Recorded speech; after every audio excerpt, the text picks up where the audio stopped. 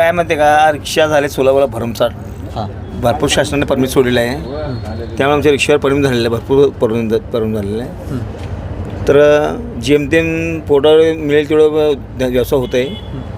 काय आणि ज्यावेळेस चार भाडे मारून तेच पहिलं रोजी घरी जाते सोलापूर सिटीमध्ये तर बस साधारणतः रिक्षा कमीत कमी 25,000 रिक्षा आहेत सध्या परमिटधारक परमिट मिळाले तर ह्या परमिट सोडल्यामुळे रिक्षा चालकावर भरपूर परिणाम झालेला आहे म्हणजे परिणाम झालेला आहे तर सध्या धंदा तसा स्टॅक झालेला आहे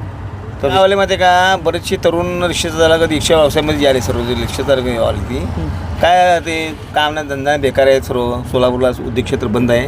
त्यामुळे मिळेल ती रोटी ते करायला रिक्षा चालक उद्देश रिक्षा चालकाकडं दिवळ आहे रिक्षा चालक म्हणजे याचा परिणाम रिक्षा चालकावरती व्हायला लागला वाटतं कारण की रिक्षा वाढले तर रिक्षा वाढलं म्हणजे कसं झालं माहिती आहे का ज्यावेळी परमिट 5,000 7,000 परमिट होते